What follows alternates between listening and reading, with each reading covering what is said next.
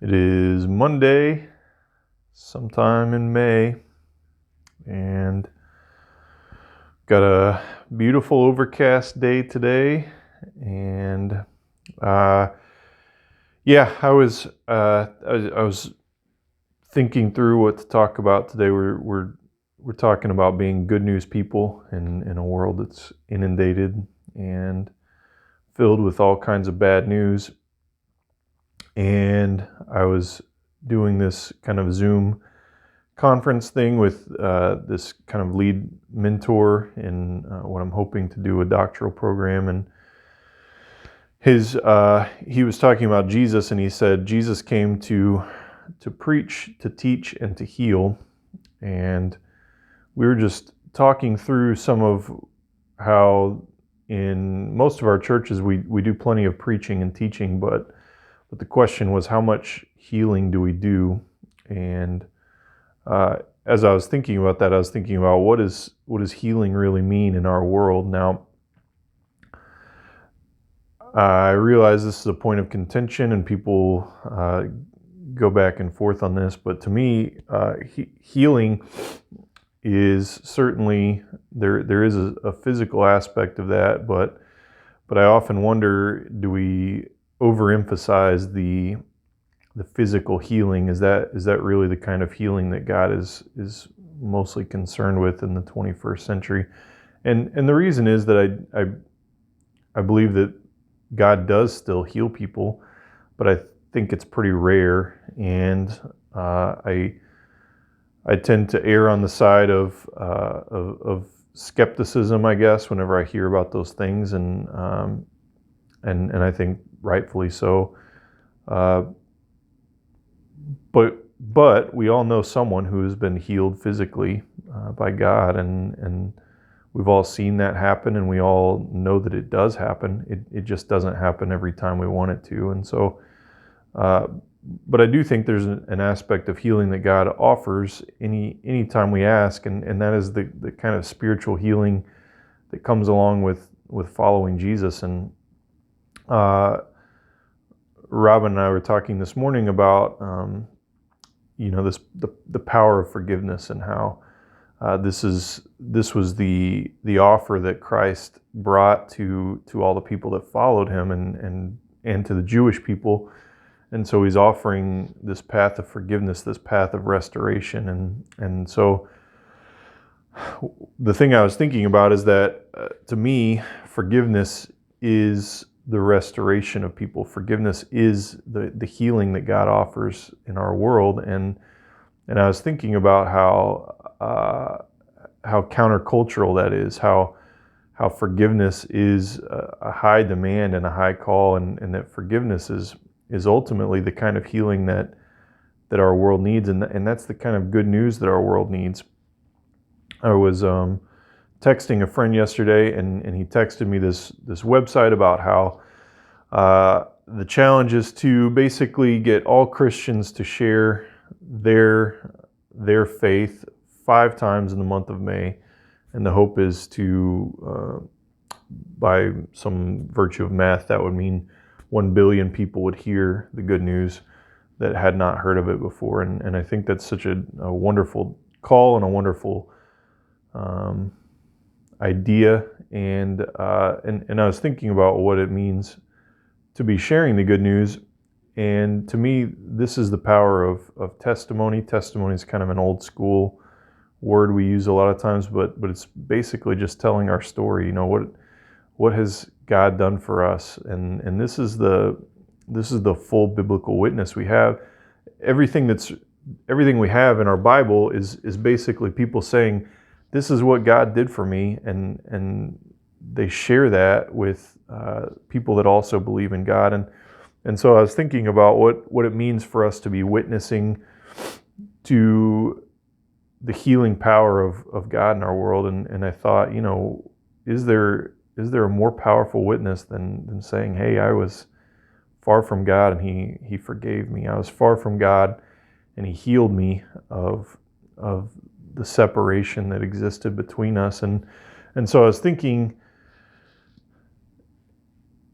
to encourage each of you, think about how Think about how you can share what God has done for you. Think about how you can share how God has healed you. This does not take. I think we overcomplicate things a lot of times when we think about sharing good news. Good news doesn't have to. So, if I went out to the world and I said, "Hey, good news! They actually found a cure for coronavirus," I wouldn't have to. I wouldn't have to understand all the ins and outs of that to be able to share that good news. And sometimes I think when we're examining our desire to share good news, we think, well, I'm not an expert in the theology of all of this, and so I'm not adequate to share that good news, but that couldn't be further from the truth. If I went out and shared the good news of a cure, then sure, the scientists would later come around and they would say, hey, here's how it works, and this is why this works, and this is where the cells break down, whatever else. But that wouldn't be my job to necessarily explain that because that's not my gig, right? And so when I think about sharing the good news of the forgiveness of God, this is simply us saying, here's what Christ has done for me. He gave me forgiveness, and I don't find that anywhere else in any other kind of religious faith. I don't find that kind of forgiveness and healing anywhere else. The kind of forgiveness and healing that says no matter what you've done, you're allowed to have a place at the table. No matter what you've done, He wants to welcome you in. No matter who you are, He wants to welcome you in. And so this is the kind of healing to me that sends shockwaves through our world and through our culture. And imagine if we shared that kind of good news with people. We started to tell them, hey, I can't tell you much else. I can't describe the theology, and I can't tell you about atonement. I can't really explain to you any of the rest of it, but I can tell you this: I was far from God, and now I'm close to God. I was separate from God, and now I feel like I've been restored. And so, to me, when we think about sharing the good news, let me encourage you: just share your story. Just tell people, hey, I was far from God, and then He forgave me.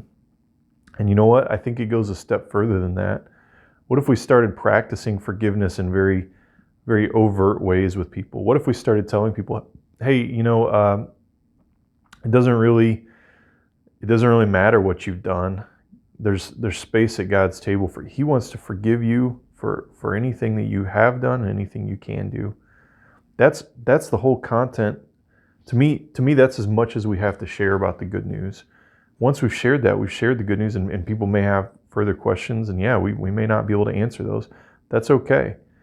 We have a church body for a reason, and so we can rely on one another to help fill in the gaps of where we fall short. But listen, I want to just strongly encourage you to think about this month and beyond that, sharing your testimony of being forgiven and perhaps of being able to forgive others. These are the things that our world thirsts for, and these are the things that we don't find in popular media, and we don't find in the culture wars, we don't find in any of the rest of this stuff. But this strong desire to forgive and to restore, this is the mission of God. And so let me tell you today, Jesus came to preach and to teach and to heal, and perhaps the healing is our job in this world, and perhaps the healing is this act of forgiveness. Perhaps the healing is our proclamation of forgiveness. Perhaps the healing is that we tell people God has opened a way for you to know Him and to be forgiven regardless of what you've done. And let me tell you, He's done it for me. That's the good news, folks. And so today, I just want to ask you, hey, tell somebody today you've been forgiven. You don't have to tell them anything else. You don't have to ask any questions. You don't have to continue the conversation. Just say, hey, I've been forgiven, and it's a great feeling. To me, that's the beginning of a great conversation. That is the beginning of the good news. So what would it look like if we practice this healing, this forgiveness in our world? Well, I think we might be known as a different kind of church. I think we might be known as a gospel-centered church, and I think we might be a church that people would desperately want to belong to. because people want to know that they're not alone in messing up, and they want to know that there is a God who has space for them in his arms and at his table. Thanks, church. See you soon.